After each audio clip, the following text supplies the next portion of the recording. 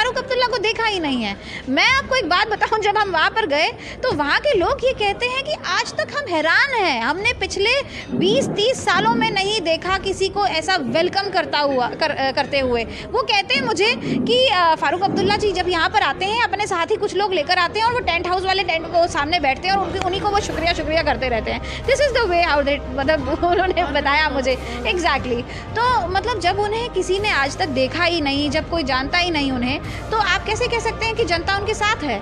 इसी बात के लिए मैं कह रही हूँ कि सरकार को कुछ ऐसा करना चाहिए। सांसद कैसे बन गए अगर वो जनता नहीं है? तो वो श्रीनगर कुछ वोट्स लेकर, वही कुछ लोग जो वोट देते हैं, जो उनके कुछ अपने जो वर्कर्स होते हैं, जो खास कार्यकर्ता जो उनके हैं, उन्होंने आज तक उन्हीं के घर बनाए हैं, उन्हीं को वो टेंडर देते हैं, उन्हीं को कमीशंस देते हैं, उन्हीं का कि जनाब विकास आएगा, लेकिन वो कह रहे विकास तो पहुंचा ही नहीं, रास्ते में ही भटक गया। देखिए विकास किसने करना है? आज हमारे जम्मू कश्मीर की अगर बात करें तो सरकार है नहीं, सेंटर गवर्नमेंट है। सेंटर गवर्नमेंट आगे फंडिंग किसको कर रही है? एडमिनिस्ट्रेशन को कर रही है। एडमिनिस्ट्रेशन किसकी है? आज भी उन्हीं की है।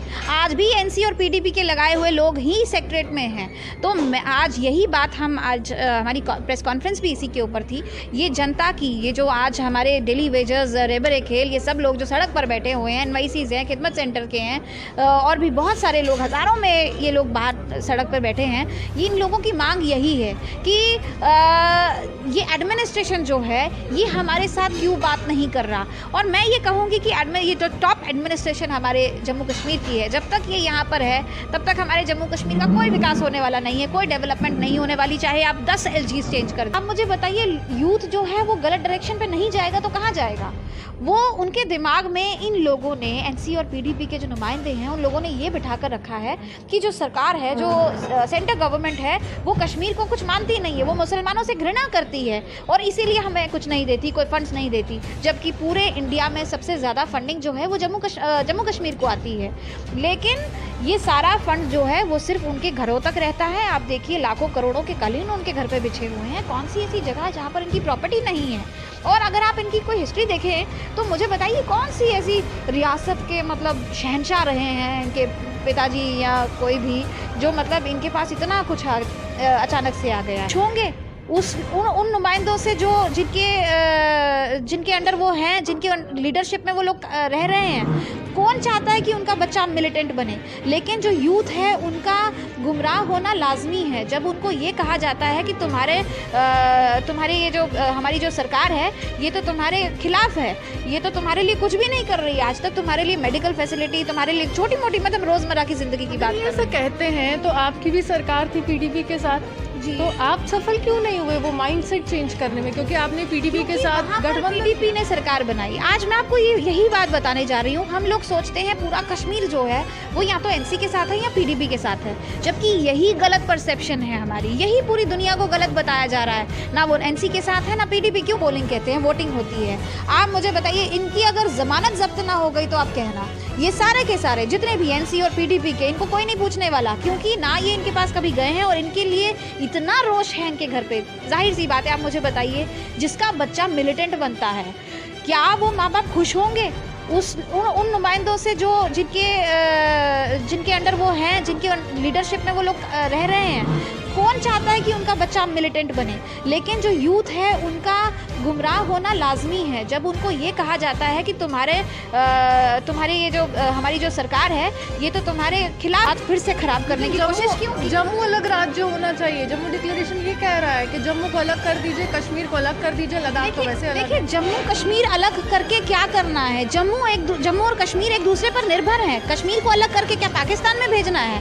जम्मू डिक्लेरेशन करने वालों का दिमाग काम नहीं करता है। आप मुझे बताइए, कोई मतलब टुकड़े टुकड़े करके आप मुझे बताइए, गांधीनगर अलग कर दीजिए, वेस्ट अलग कर दीजिए, सारे अलग अलग कर दीजिए, हम सब अब सीएम बन जाएंगे अपनी अपनी कॉन्स्टिट्यूंसी के। ऐसे थोड़ी होता है, टुकड़े टुकड़े करने से कुछ नहीं होता। आप उसका हल कीजिए ना। आप आज तक कभी कश्मीर में गए हैं? आपने क्या सोचकर कश्मीर और जम्मू को अलग करने की बात की है? कैसे डिक्लेरेशन कर दी कि हमें अलग कर दीजिए? क्यों कहा आपने? जबकि कश्मीर में भी कुछ नहीं हुआ है। आपको बात करनी चाहिए थी कश्मीर और जम्मू का ये हाल क्यों है। आज तक हमारे ऊपर सरकारें ही अगर एनसी की बैठती हैं, पीडीपी की बैठती हैं, तो किसकी वजह से बैठती हैं? कश्मीर में पोलिंग नहीं होती, इस वजह से बैठती हैं, और इसका असर जम्मू पे पड़ता है, क्योंकि हमारे ऊपर सीएम बैठ जाता है वो जिसको किसी ने चुना ही नहीं है। अगर पीडीपी आती है या एनसी आती है, आज तक ना उमर अब्दुल्ला को जनता ने चुना है, ना ही महबूबा जी को किसी ने आज तक चुना है, और वो हमारे ऊपर आकर राज करते हैं पूरे जम्मू कश्मीर पे। आप उस चीज़ का हल क्यों नहीं निकालते? मिलिटेंसी क्यों बढ़ रही है? मिलिटेंसी तब तक बढ़ेगी जब तक हम आम जनता तक रीच आउट नहीं करेंगे, हमारा रीच आउट नहीं होगा आम जनता पर। देखिए, कोई भी माँ बाप नहीं चाहते उनके बच्चे मिलिटेंट बने, लेकिन जब हम उनके घर में खाने के लिए ही कुछ नहीं है, जब उनके आसपास कोई कुछ है ही नहीं, और कोई और कंट्री या कोई भी और गलत इंसान उनको फीड करता है, तो जाहिर सी बात है वो उनके रास्ते पर ज़रूर चलेगा। कमी अब ये है हम में कि हम आज तक उन लोगों तक नहीं पहुँचे हैं। हम पत्थरबाज नहीं हैं, हम ग्रेनेड थ्रोअर्स नहीं हैं। ये बयान है डॉक्टर फ़ारूक अब्दुल्ला का, और जब नज़रबंद थे तब मीडिया उनके समक्ष आई थी, और डॉक्टर फ़ारूक अब्दुल्ला ने तब ये कहा था कि स्पष्टीकरण के तौर पर मैं यही कहूँगा किस लिहाज से हमें नज़रबंद किया गया। हम संविधानिक तौर पर सांसद बने, हम यहाँ पर नेता भी हैं, और हम आवाज़ बनते हैं कश्मीर की। लेकिन अभी जो सूरत हाल है, कभी चाइना का समर्थन मांग रहे हैं, और महबूबा मुफ्ती ने मसलाए कश्मीर का राग एक बार फिर से ला पाया, और कहीं ना कहीं ये बताने की कोशिश की है, ना तो जहन से 370 हटा है, ना तो मसलाए कश्मीर हटा है, और स्पष्ट रूप से ये भी कह दिया है कि दिल्ली में सजने वाले दरबार ने हमारी बेइज्जती की है, जो कश्मीर के लोग कभी भूलेंगे नहीं। लेकिन अभी अदिति जी मेरे साथ हैं, क्या दिल्ली के उस दरबार ने बेइज्जती की है, या संवैधानिक तौर पर धारा 370 को हटाया गया है? क्योंकि एक सांसद ये आवाज़ उठा रहा है, एक पूर्व मुख्यमंत्री आवाज़ उठा रहे हैं, उमर अब्दुल्ला आवाज़ उठा रहे हैं, लेकिन देश के प्रधानमंत्री तो समय समय पर यही कहते रहे कि धारा 370 एक बाधा है, और इस बाधा को हटाना है तो विकास सामने है। लेकिन क्या विकास आया है, या विकास अभी भी धूमिल है, सिर्फ उस घोषणा पत्रों तक तो नहीं रह गया? दीदी जी, क्या लगता है कि अब तो यही कह दिया है कि काला दिन है? हम सोच रहे थे कि महबूबा मुफ्ती की सोच बदलेगी, जहन में देशभक्ति होगी, लेकिन अभी भी काला दिन है, अभी भी मसला कश्मीर के लिए आखिरी दम तक लड़ने वाली। देखिए, सबसे पहली बात तो ये है कि उनको एक बहुत बड़ा सदमा लगा है कि उनकी जो डायनेस्टिक पॉलिटिक्स थी उसको कहीं ना कहीं चेक कर लगने जा रहा है। उन्हें ये लग रहा है कि वो आज तक जो हायरार्की रूल चला रही थी वो उसके ऊपर थोड़ा सा मतलब शिकंजा कसने वाला है, वो सब कुछ ख़त्म होने वाला है। एंड इसी चीज़ का उन्हें सदमा, गहरा सदमा लगा है, इन सभी को जो भी आज तक अभी तक अंदर बैठे हुए थे। मुझे बताइए कि इन्हें पब्लिक की कोई प्रॉब्लम, मतलब उनसे कोई कंसर्न नहीं है, इन्हें पता भी नहीं होगा कि इनके वोटर कौन है। इनके सामने लाकर खड़े कर दें तो ये पहचानेंगे भी नहीं उनको, जबकि इतने साल हो गए इनको, इनके माँ बाप को लड़ते हुए, लेकिन आज तक इन्हें नहीं पता कि हमारे वोटर्स कौन हैं। और आप मुझे बताइए, मैं ये कहूँ कि महबूबा जी, इनकी जो वो देशभक्ति की आपने बात की, भक्ति तो कभी मैंने देखी ही नहीं, देशभक्ति उनके अंदर कभी भी नज़र नहीं आई। बस वो मिलिटेंसी की बात करती थी, जब भी बात की पत्थरबाजों को उन्होंने नौकरियां देने की बात की। कहाँ उन्होंने मतलब आज तक ये कहा कि यहाँ पर जो बच्चा अच्छा पढ़ेगा मैं उसके साथ हूँ, मैं उसको मैं उसे पढ़ने के लिए पूरी अग्रसर उसके लिए कोशिश करूँगी आगे आकर। कभी उन्होंने ये नहीं कहा, लेकिन उन्होंने ये ज़रूर कहा जो पत्थर मारेगा मैं उसको ज़रूर नौकरी दूँगी। जब भी कोई बात हुई तो उन्होंने हमेशा उल्टी ही बात की है।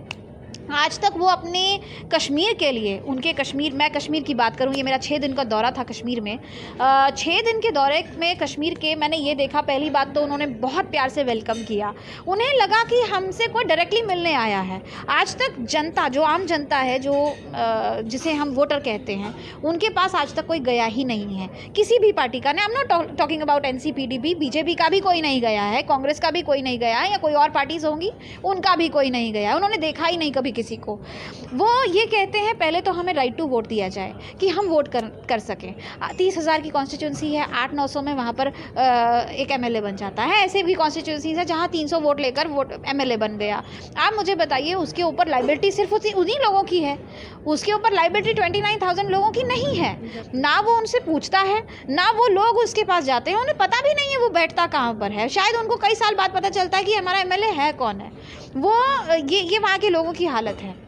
ना वहाँ मेडिकल फैसिलिटीज़ हैं, स्कूल्स की तो आप दूर दूर तक कहीं आप भूल जाइए कि आपको कहीं स्कूल एजुकेशन कहीं दिखाई देगी। जब आप एजुकेशन ही नहीं है वहाँ पर, जब मेडिकल फैसिलिटीज़ नहीं है, जब ये सब कुछ नहीं है, नॉर्मल जो रिक्वायरमेंट्स होती हैं आम जनता की, जब वो नहीं है, तो आप मुझे बताइए यूथ जो है वो गलत डायरेक्शन पे नहीं जाएगा तो कहाँ जाएगा? वो उनके दिमाग में इन लोगों ने, एनसी और पीडीपी के जो नुमाइंदे हैं, उन लोगों ने ये बिठा कर रखा है कि जो सरकार है, जो सेंट्रल गवर्नमेंट है, वो कश्मीर को कुछ मानती नहीं है, वो मुसलमानों से घृणा करती है और इसीलिए हमें कुछ नहीं देती, कोई फंड्स नहीं देती, जबकि पूरे इंडिया में सबसे ज़्यादा फंडिंग जो है वो जम्मू कश्मीर को आती है। लेकिन ये सारा फंड जो है वो सिर्फ उनके घरों तक रहता है। आप देखिए लाखों करोड़ों के कालीन उनके घर पे बिछे हुए हैं। कौन सी ऐसी जगह है जहाँ पर इनकी प्रॉपर्टी नहीं है? और अगर आप इनकी कोई हिस्ट्री देखें तो मुझे बताइए कौन सी ऐसी रियासत के मतलब शहंशाह रहे हैं इनके पिताजी या कोई भी, जो मतलब इनके पास इतना कुछ अचानक से आ गया है। तो दिस इज़ समथिंग मैं ये कहूँगी कि पूरे कश्मीर में आप सिर्फ श्रीनगर को मत देखिए जो आप कुछ चीज़ें देखती हैं, अगर आप रोड्स भी देखती हैं तो वो रोड्स बनी हैं जो आर्मी के लिए बनी हैं, आर्मी ने अपने लिए बनवाई हैं। अगर आप गाँव में जाके देखिए, रोड कनेक्टिविटीज़ देखिए, वहाँ का बुरा हाल है। लोगों को तो बात करनी ही नहीं आती है, मतलब वो अपने घरों के बाहर निकलते ही नहीं हैं क्योंकि उन्हें सरकार को पता ही नहीं है। अभी गुपकार बना है, क्या गुपकार कुछ उपकार करेगा कश्मीरी नेता? गुपकार है क्या? 4-5 लोगों ने बैठकर गुपकार डिक्लेरेशन बना दिया जबकि उनके पीछे जनता ही नहीं है। मैं आपको आज बोलती हूँ, मैं आज हमारी इंडियन गवर्नमेंट से बोलती हूँ कि आज आप वहाँ पर पोलिंग करके दिखाइए, वाकई में जिसको पोलिंग कहते हैं, वोटिंग होती है। आप मुझे बताइए, इनकी अगर जमानत जब्त ना हो गई तो आप कहना, ये सारे के सारे जितने भी एनसी और पीडीपी के, इनको कोई नहीं पूछने वाला क्योंकि ना ये इनके पास कभी गए हैं और इनके लिए इतना रोष है इनके घर पे। जाहिर सी बात है, आप मुझे बताइए, जिसका बच्चा मिलिटेंट बनता है, क्या वो माँ बाप खुश होंगे उन नुमाइंदों से जो जिनके अंडर वो हैं, जिनके लीडरशिप में वो लोग रह रहे हैं? कौन चाहता है कि उनका बच्चा मिलिटेंट बने? लेकिन जो यूथ है उनका गुमराह होना लाजमी है। जब उनको ये कहा जाता है कि तुम्हारे ये जो हमारी जो सरकार है ये तो तुम्हारे खिलाफ है, ये तो तुम्हारे लिए कुछ भी नहीं कर रही है, आज तक तुम्हारे लिए मेडिकल फैसिलिटी, तुम्हारे लिए छोटी मोटी मतलब रोज़मर्रा की ज़िंदगी की बात कर रहे हैं। कहते हैं तो आपकी भी सरकार थी पीडीपी के साथ जी, तो आप सफल क्यों नहीं हुए वो माइंडसेट चेंज करने में? क्योंकि आपने पीडीपी के साथ गठबंधन, पीडीपी ने सरकार बनाई। आज मैं आपको यही बात बताने जा रही हूँ। हम लोग सोचते हैं पूरा कश्मीर जो है वो या तो एनसी के साथ है या पीडीपी के साथ है, जबकि यही गलत परसेप्शन है हमारी, यही पूरी दुनिया को गलत बताया जा रहा है। ना वो एनसी के साथ है ना पीडीपी, क्योंकि जनता तो वोट ही नहीं करती, वहाँ पोलिंग ही कहाँ होती है। लोग कहते हैं कि हमें वोटिंग करने ही नहीं दिया जाता। तो जब हम वोट ही नहीं करते, जब हम चुनते ही नहीं हैं किसी को, तो हम कहाँ से उनके साथ हो गए? तो रही बात हमारी जब सरकार थी तो पीडीपी ने वहाँ पर सीट्स ली थी। यही परसेप्शन हमारे दिमाग में भी थी कि वहाँ के लोग जो हैं वो पीडीपी उनको चाहती है, पीडीपी चाहती है। और ये मैं आपको बता दूं, जो सीएमपी साइन हुआ था उसमें भी यही था कि आप यहाँ पर दखल नहीं देंगे, हम वहाँ दखल नहीं देंगे। हमें कभी हमारे जम्मू के किसी भी लीडर को कभी कश्मीर में एंटर ही नहीं करने दिया। सीएमपी में ये भी कहा था कॉमन मिनिमम प्रोग्राम में कि धारा 370 को छुएंगे नहीं, वो हटा दिया गया। ये तो पीडीपी का कहना है। बिल्कुल ही, वो इलेक्शन तभी तो सरकार टूटी।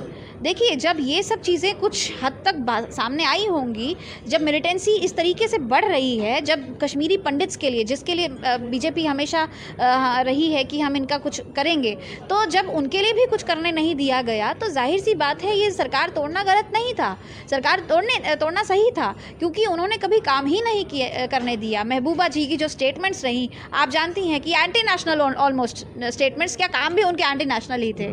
तो इन चीज़ों को देखते हुए सरकार तो टूटनी ही थी।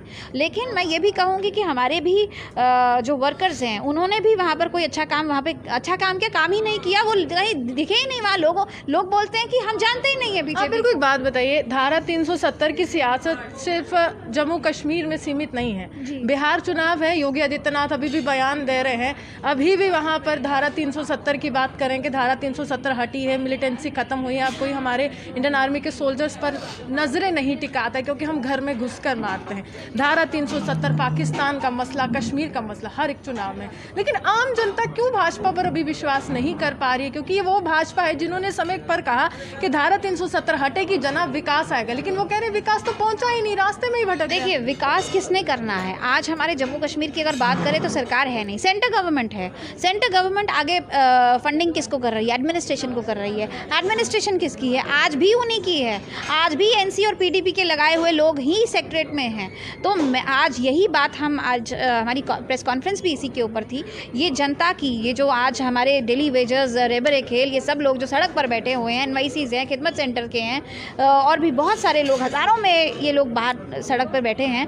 इन लोगों की मांग यही है कि ये एडमिनिस्ट्रेशन जो है ये हमारे साथ क्यों बात नहीं कर रहा। और मैं ये कहूँगी कि ये जो टॉप एडमिनिस्ट्रेशन हमारे जम्मू कश्मीर की है, जब तक ये यहाँ पर है तब तक हमारे जम्मू कश्मीर का कोई विकास होने वाला नहीं है, कोई डेवलपमेंट नहीं होने वाली। चाहे आप 10 LGs चेंज कर दीजिए, 10 गवर्नर ले आइए, हमारी UT रखें, स्टेटहुड दे दीजिए, कुछ भी दे दीजिए, जब तक आप इन्हें नहीं बदलेंगे तब तक कुछ होने वाला नहीं है।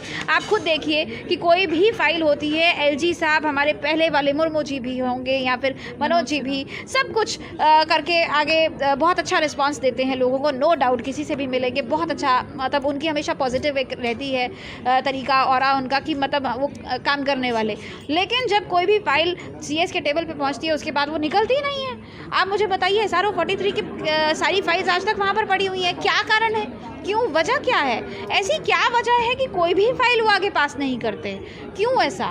तो मैं यही कहूँगी कि जितनी भी, सिर्फ वही एक की बात नहीं कर रही, आगे भी जो भी नीचे ऊपर जितने भी हैं, ये सारे के सारे या तो NCPDP के हैं या फिर किसके कदमों में फारूक अब्दुल्ला कह रहे हैं अदिति जी के आप मुझे फांसी पर भी लटका दीजिए JKCA के स्कैम के नाम पर, लेकिन धारा 370 का मसला तो अब जो शुरू हुआ है वो ख़त्म नहीं होने वाला है, मेरे मरने के बाद भी चलना है। देखिए, उनके कहने से कुछ नहीं होता। मैंने कहा ना कि ये इन्होंने एक परसेप्शन लोगों के बीच में पूरी दुनिया में बनाई है कि कश्मीर का जो जनता है वो हमारे साथ है, जबकि कश्मीर की जनता इन्हें जानती तक नहीं है, उन्होंने देखा भी नहीं है। वो कहती है कि हमने कभी फारूक अब्दुल्ला को देखा ही नहीं है। मैं आपको एक बात बताऊं, जब हम वहाँ पर गए तो वहाँ के लोग ये कहते हैं कि आज तक हम हैरान हैं, हमने पिछले 20-30 सालों में नहीं देखा किसी को ऐसा वेलकम करते हुए। वो कहते हैं मुझे कि फारूक अब्दुल्ला जी जब यहाँ पर आते हैं अपने साथ ही कुछ लोग लेकर आते हैं और वो टेंट हाउस वाले टेंट को सामने बैठते हैं और उन्हीं को वो शुक्रिया करते रहते हैं। This is the way how they, मतलब उन्होंने बताया मुझे एग्जैक्टली। तो मतलब जब उन्हें किसी ने आज तक देखा ही नहीं, जब कोई जानता ही नहीं उन्हें, तो आप कैसे कह सकते हैं कि जनता उनके साथ है? इसी बात के लिए मैं कह रही हूँ कि सरकार को कुछ ऐसा करना चाहिए। सांसद कैसे बन गए अगर वो जनता नहीं है? तो वो श्रीनगर से वोट्स लेकर, वही कुछ लोग जो वोट देते हैं, जो उनके कुछ अपने जो वर्कर्स होते हैं, जो खास कार्यकर्ता जो उनके हैं, उन्होंने आज तक उन्हीं के घर बनाए हैं, उन्हीं को वो टेंडर देते हैं, उन्हीं को कमीशंस देते हैं, उन्हीं का काम करते हैं, उन्हीं की ट्रांसफ़र करवाते हैं। और वही लोग, वो कुछ लोग जो हैं वो फेक वोटिंग करते हैं, फेक पोलिंग होती है वहाँ पर। आम जनता वहाँ पर पोलिंग करने जाती ही नहीं है और यही मांग वो करती है। आम जनता आज यही कहती है कि हमें पोलिंग करने दीजिए, हम बताएंगे कि हम इनकी ज़मानत न जब्त कर दें। तो कहना, आप यूनिटी की बात करिए कि तीनों खित्तों में विकास होना चाहिए। गुप्कार डिक्लेरेशन कश्मीर से आवाज़ उठी और कल जम्मू से भी उठ गई है कि जम्मू डिक्लेरेशन आप किसके साथ हैं? क्योंकि अगर हम देखें तो जम्मू यही कहता रहा कि कश्मीर के पाले में ज़्यादा चीज़ें गई, कश्मीर के पाले में ज़्यादा नौकरी गई, ज़्यादा MBBS की सीट्स गई, ज़्यादा KS की सीट्स गई।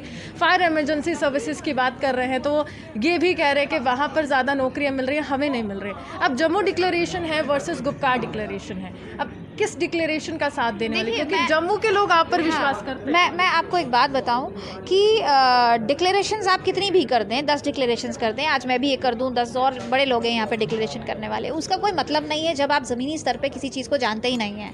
आप उनसे भी पूछिए डिक्लेरेशन करने वालों को, वो बोलेंगे सब कुछ कश्मीर में चला गया। आप कश्मीर में जाइए ना, आप ग्राउंड लेवल पर देखिए ना, आप लोगों का आपके प्रति वो तरीका, रवैया देखिए कि वो क्या चाहते हैं, उनकी बात सुनिए। मैंने तो सब कुछ पूरी दुनिया को दिखाया है, मैंने तो लाइव दिखाया है, हर चीज़ दिखाई है, जो मैंने वहाँ किया मैंने सब कुछ दिखाया है। क्या आपको कहीं से भी ऐसा लगा कि वो लोगों के दिलों में कुछ ऐसा है? वो लोग चाहते हैं कोई हमें मिले। मैं कहती हूँ, आज आपको कहती हूँ कि अमित शाह जी को आपके माध्यम से कहूँगी कि वो आए यहाँ पर, मोदी जी आए यहाँ पर। अगर आपने अमित शाह जी का जिक्र कर दिया, आज उनका जन्मदिन है, हम भी शुभकामनाएं देते हैं। तो अमित शाह जी ने कहा था कि आप POK की बात क्यों नहीं करते जनाब? हम POK के लिए अग्रेसिव है और हम जान भी दे देंगे। कुछ कहना चाहेंगे POK पर? देखिए, POK मैं उस लेवल पे बात नहीं कर सकती। POK ना तो मैं ला सकती हूँ, ना मैं कुछ कर सकती हूँ। हाँ, लेकिन हमारा नेता बात नहीं करते। मैं सिर्फ इतना बात कर सकती हूँ। हाँ, देखिए, उन लोगों ने, मैं कहती हूँ कि POK की बात भी छोड़ दें, वो लोग अपने जनता के मसलों की बात करें। क्या उन्होंने कभी अभी तक डेली वेजेस की बात की है? क्या उन्होंने हमारे यूथ की बात की है कि उन्हें किस तरीके से, हमारे LG साहब ने कहा कि हम मिलिटेंट्स को को भी जॉब्स देंगे। क्या उन्होंने उसकी बात की कि आप ये हम आइडेंटिफाई करके देते हैं, हम ला कर देते हैं आपको, मिलिटेंट्स जो हैं वो हथियार छोड़ेंगे और आप उन्हें नौकरियां दें, आप उनका विकास करें? क्या उन्होंने बात की बाहर आकर, अभी महबूबा जी आई, क्या उन्होंने किसी हॉस्पिटल का दौरा किया कि कोविड-19 चल रहा था, क्या हमारे हॉस्पिटल्स में किसी चीज़ की कमी तो नहीं है या हमारे लोगों को कोई कमी तो नहीं है? उन्हें सिर्फ इस चीज़ में इंटरेस्ट है कि मेरी जो रियासत जो मैं अभी तक चला रही थी वो चली गई, मतलब मेरे हाथ से सब कुछ ले लिया गया और मेरा सब कुछ चला गया, मेरी यूटी कैसी वो बन गई। और एक और चीज़ मैं बताऊंगी कि जब हमारी यूटी बनी थी तो अमित शाह जी ने लोकसभा में कहा था कि जैसे जैसे हालात ठीक होंगे हम स्टेटहुड वापस दे देंगे। अभी उन्होंने कुछ देर पहले फिर से कहा कि हम स्टेटहुड वापस देने वाले हैं और ये चीज़ उन्हें पसंद नहीं आ रही।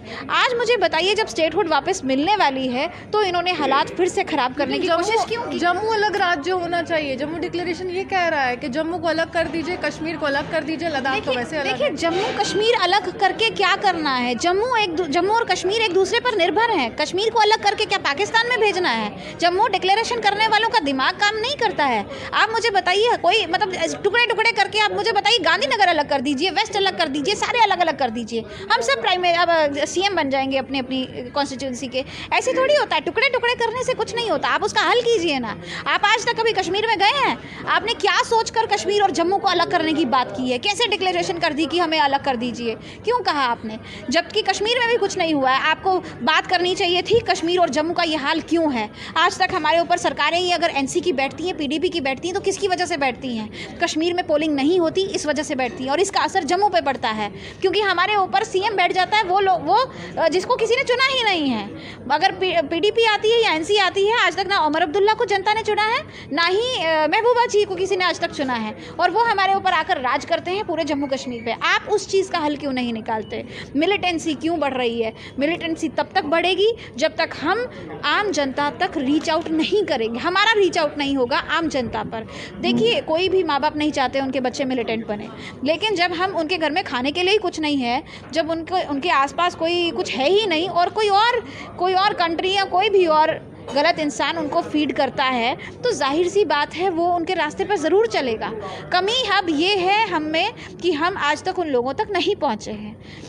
मिलिटेंसी को दूर करने के लिए हमें उन लोगों तक पहुंचना होगा, वो ज़रूर सही रास्ते पे आएंगे। ये नहीं है कि हम उनको नौकरियां देते रहें। नौकरियां देने के लिए बात भी नहीं करूंगी, जो एलिजिबल है उसे नौकरी दीजिए। मैं तो ये भी कहती हूँ कि मिलिटेंट्स को नौकरी क्यों देनी है?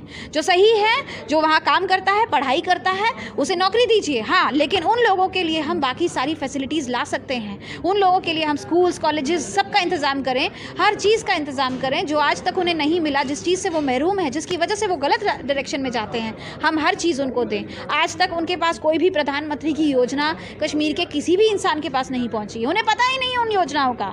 जो मतलब हम घर घर जाकर, हम जो बोलते थे कि हम घर घर जाकर योजनाएं दे रहे हैं, मैं कह रही हूँ 1% लोगों के पास भी योजना नहीं है। एक और चीज़ मैं आपको रोहानी जी आपके माध्यम से बोलना चाहूँगी कि हमारा जो नेशनल मीडिया है, ये फ़ारूक अब्दुल्ला जी, महबूबा जी, या फिर मतलब कुछ चंद लोगों के जो हैं, इनकी बाइट्स लेने इनके घर पे जाते हैं। मैं कहूँगी कि 5% कम से कम आप आम जनता को भी कवर करें। यहाँ की जो हमारी नेशनल मीडिया है वो आम जनता के पास जाकर भी उसको कवर करे और वो सच्चाई बताए जो सच है। ये तो एक कैमोफ्लॉज उन्होंने क्रिएट किया है, ये एनसी और पीडीपी ने, और जिसकी वजह से आज हमारा जम्मू भी भुगत रहा है। पूरे दुनिया में हम बदनाम हो चुके हैं। डिस्टर्ब स्टेट जहाँ जाते हैं हम, किसी और स्टेट में, मैं पढ़ी हूँ, हर जगह काम किया है मैंने बाकी स्टेट्स में, वो कहते हैं दूर से जेके की गाड़ी देखते बोलते हैं मिलिटेंट आ गए। मतलब उनको इतना डर लगता है हमारे से, जम्मू कश्मीर के लोगों से। मतलब हम बदनाम है पूरे इंडिया क्या पूरी दुनिया में ही बदनाम है हम लोग। चलिए, शुक्रिया। साफ तौर पर डिलिमिटेशन की इन्होंने बात की, तो आपको बता दें डिलिमिटेशन कमीशन में डॉक्टर फारूक अब्दुल्ला ने स्पष्ट रूप से ये कह दिया कि नेशनल कॉन्फ्रेंस में भागीदारी नहीं लेगी, और ये बता दिया कि डिलिमिटेशन में भी भागीदारी नहीं होने वाली है। वहीं अभी जम्मू कश्मीर का जो सूरत हाल है, सियासी सरगर्मियाँ जो है काफ़ी तेज़ हैं। आगे आने वाला वक्त बताएगा कि चुनाव में क्या गुपकार डिक्लेरेशन को यहाँ पर वोट मिलते हैं या जम्मू डिक्लेरेशन को, या फिर जो लोग जम्मू कश्मीर व लद्दाख की एकमात्र होकर बात करते हैं कि तीनों खित्तों को जोड़ दीजिए जनाब, हमें बंटवारा नहीं चाहिए। इसी के साथ जर्नलिस्ट पारस के साथ मैं रूहानी आपसे विदा लेती हूं। नमस्कार।